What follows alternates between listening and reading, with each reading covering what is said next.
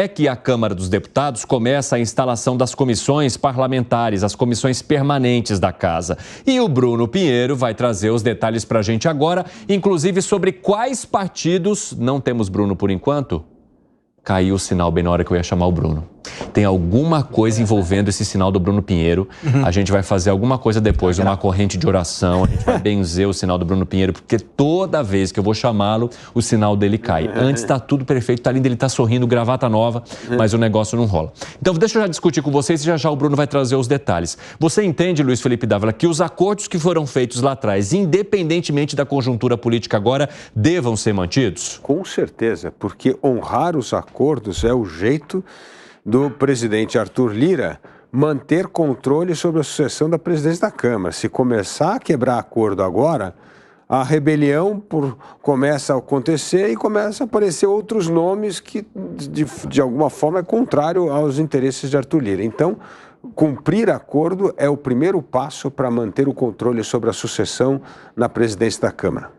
E aí, hein, Alangani? Não, com certeza. A última coisa que ele quer é comprar uma briga com a maior bancada da Câmara dos Deputados, seria o PL. É muito mais fácil cumprir o acordo, manter com a CCJ, até porque a briga orçamentária não está na CCJ, e está na Comissão Mista de Orçamento, está na Comissão de Saúde, existem série de comissões permanentes ali, com muito dinheiro. Então, o Arthur Lira não é bobo, vai deixar a CCJ para o PL, e a briga ali dele com o próprio PT vai ser na Comissão Mista de Orçamento, Saúde e também Esportes, que foi uma maneira ali que turbinaram com a chegada do novo ministro. Antes de ouvir os nossos amigos Segré e Felipe Monteiro, o Bruno Pinheiro agora está conectado.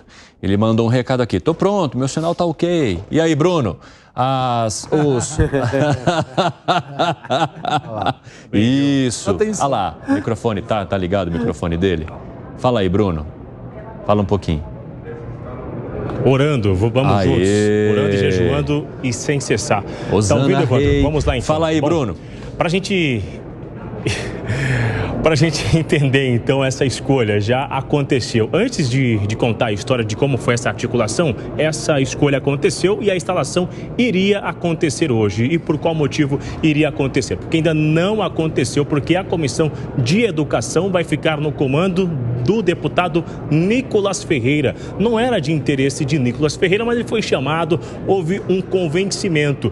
Mas outros nomes aqui na Câmara dos Deputados, outros líderes, não estão aceitando a indicação de educação. Diante disso, a instalação não aconteceu. Existe ainda uma suspeita de que isso será adiado e que a instalação só vai acontecer na semana que vem, já que existe uma rejeição sobre o nome de Nicolas Ferreira. E como vai ficar então essa repartição?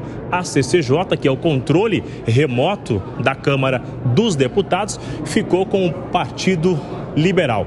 Havia sido um acordo quando foram reeleger o deputado Arthur Lira no início da legislatura e esse acordo foi honrado então. A Comissão de Saúde, o PT vai assumir, é a legenda de Lula, vai assumir então com um orçamento gigantesco, inclusive até fiz um rascunho aqui, que é um orçamento muito importante, cerca de quase 5 bilhões de reais em emendas que estarão nesta Comissão de Saúde. Já a Comissão Mista de Orçamento, o PP, que é a legenda do atual presidente Arthur Lira, que é um sonho de consumo aqui do Salão Verde, assumir a Comissão Mista de Orçamento, ainda mais no ano eleitoral. Então, essa comissão fica com a legenda de Arthur Lira e isso tudo já tem um sinal, tem totalmente uma ligação com a escolha do sucessor de Arthur Lira aqui na mesa diretora da Câmara dos Deputados. Repito, então, que a instalação que iria acontecer hoje, ela ainda não aconteceu porque está gerando muita confusão. Uma reunião de última hora entre os líderes, a motivação é a rejeição sobre o nome de Nicolas Ferreira no comando da Comissão de Educação. Evandro. Pelas informações, Bruno Pinheiro, bom trabalho para você. Travou ali no final... Travou na imagem, mas deu tudo certo. Ficou bonito, não travou mal, não. Agora, 5h05, o pessoal da rádio vai para um rápido intervalo, é isso mesmo? Pessoal, eu entendi, hora, senhor. Glória, Senhor, eles falaram aqui que o Bruno conseguiu passar toda a mensagem dele e eu achando que era a hora, mas o pessoal da rádio acabou de chegar, 5h05, não vai para o intervalo não, eu não vou deixar. Eles vão ficar aqui para acompanhar esse debate. Depois a gente fazer uma oração para que o Bruno pudesse trazer todas as informações. Felipe Monteiro, Nicolas Ferreira para a Comissão de Educação. Você gostaria de ter Nicolas Ferreira para a Comissão de Educação? Eu não vou falar do Nicolas Ferreira, né? Eu vou falar quem eu gostaria que fosse da Comissão de Educação. Alguém que trabalhasse com educação, claro, que entendesse do setor de educação. Não um deputado que foi deputado mais votado de Minas Gerais, não é? Agora, um ponto interessante, Cine, é que eu entendo que a Câmara deveria ter a mesma regra do Senado, né? Ter a presidência das comissões mudando a cada 2 anos, não a cada 1 ano, como é o regimento da Câmara dos Deputados. Porque isso gera uma certa instabilidade institucional. Porque todo ano você tem que mudar o presidente da comissão e você acaba, consequentemente, atrasando os trabalhos, né? E é bom lembrar que regimentalmente, né, o regimento da Câmara dos Deputados prevê que o partido com maior votação tem a preferência da escolha das comissões. Por isso que o PL, que é o partido mais votado da Câmara dos Deputados, escolheu a Comissão de Constituição e Justiça. E o PT escolheu, que é o segundo mais bem votado, escolheu a Comissão de Saúde. Porque a Comissão de Saúde, é bom lembrar, tem a maior quantidade de emenda, quase 5 bilhões de reais. E a Comissão de Orçamento, que ficou com o PP, no meu entendimento, né, apesar de ano eleitoral ser bom ter a Comissão de Orçamento, mas é bom lembrar que a Comissão de Orçamento e Finanças, ela atua bem mais discutindo o orçamento público da lei orçamentária que é votada no final do ano, né? Então eu entendo que nessas eleições municipais tem pouca valia a Comissão de Orçamento do PP. Mas é bom lembrar que é ano de eleição na Câmara dos Deputados, né? A gente vai escolher, os deputados vão escolher a nova mesa da Câmara dos Deputados e o Lira está, de certa forma, mantendo o acordo que fez com que ele fosse presidente da Câmara dos Deputados 2 anos atrás. Fala, Segré. Eu não consigo entender a lógica de pensamento do Felipe Monteiro. Por quê? Ontem mesmo, estávamos conversando sobre colocar pessoas técnicas nas estatais. Ele mencionou que não, que um político poderia tranquilamente estar numa estatal e tudo. E agora o Nicolas Ferreira não pode estar na comissão porque não tem capacidade. Por favor. Não, a mim não, a audiência. Eu te explico. A maior especialista de educação que eu conheço chama-se Isolda, né? Que foi secretária de Educação de Sobral e é uma política, né? E com certeza tem deputados federais, como a Tabata Amaral, que entende, por exemplo, de educação, e a política também. E a comissão, na Câmara dos Deputados, ela é ocupada por político. Dentro do rol de político, tem pessoas com conhecimento de educação e tem pessoas com conhecimento de saúde e outras áreas. O Nicolas Ferreira, por exemplo, o que ele produziu em relação à educação? A Tabata Amaral, por exemplo, eu não tô advogando a tese... Mas, Segré, ele foi coerente com o discurso dele ontem. O que ele disse... Não foi. O que ele disse ontem é que ele era favorável à indicação de políticos para cargos em estatais, desde que esses políticos fossem experientes nisso. Não. Ele não falou especificamente que foram experientes nisso. Claro que eu falei. Mas que tivessem condições de assumir esses cargos. Tem políticos que têm de educação. Sim. Nessa parte ele foi coerente com o que ele disse. Só pode ter deputado. Na comissão de uma comissão de deputados só pode ter deputado. Não pode ter gente. Por isso que eu não entendi a tua argumentação. Não, mas vamos lá. Nicolas Ferreira pode não ter, talvez, especialização em questões educativas. Mas se todo mundo escolheu ele, por algum motivo deve estar escolhido. Não conheço ele, não sei nem quem é.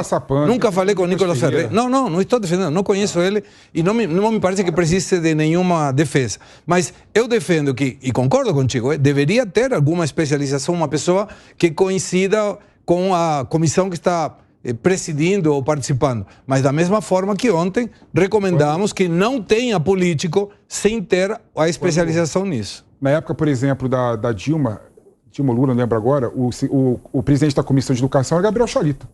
Ele tinha educação, ele entendia educação. Ou seja, tem várias pessoas que têm de educação que estão na Câmara de Deputados e tinham condição de assumir a presidência da Comissão de Educação. Posso? Claro.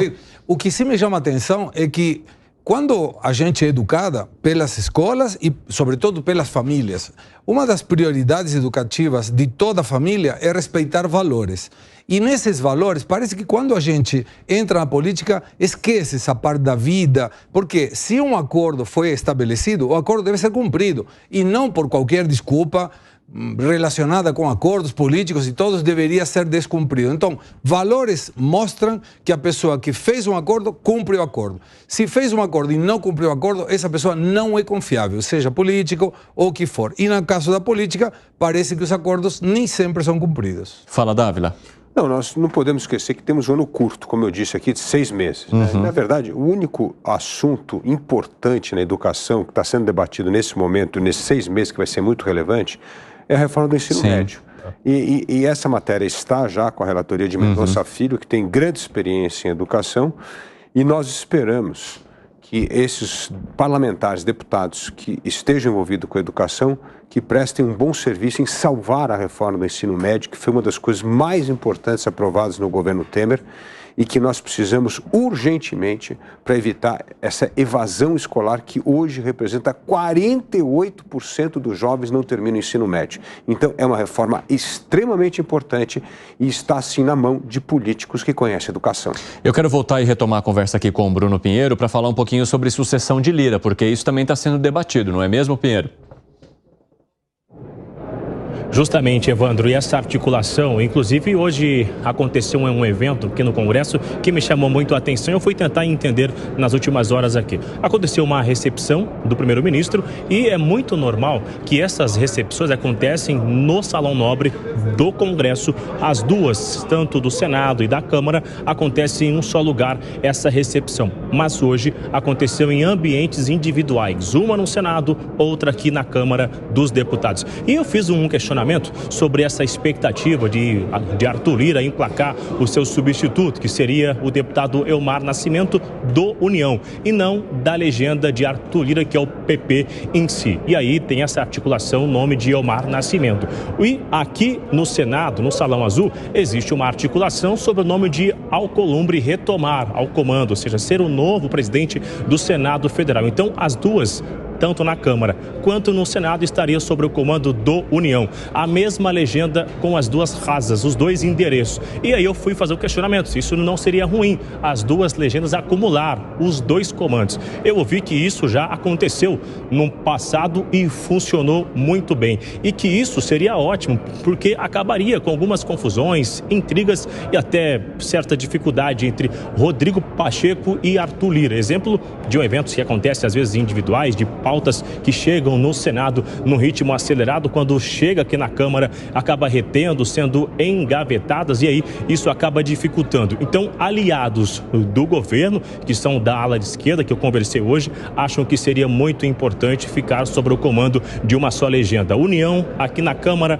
e União no Senado Federal, ou seja, Elmar Nascimento e Alcolumbre. Mas também acredito que não é importante Arthur Lira já colocar o seu nome como um favorito, porque isso seria ruim para Arthur Lira ajudar o seu substituto, o seu sucessor. Agora, a oposição também reclama, acha que isso não vai funcionar. E também me respondeu o seguinte, que qualquer nome que for chancelado pelo Palácio do Planalto não vai render, não vai conseguir êxito aqui dentro da Câmara dos Deputados. E um outro nome, que é do setor do agronegócio, que vem tentando viabilizar, não vem dele, mas dos seus aliados, é o atual presidente da FPA, o Pedro Lupion, que seria um nome que agrada a oposição e seria então um certo opositor ao nome do candidato que Arthur Lira escolhesse. Mas isso ainda não foi relacionado, colocado uma definição. Existem vários nomes, mas Elmar Nascimento é o nome que é mais lembrado e tentando articular junto com Alcolumbre assumir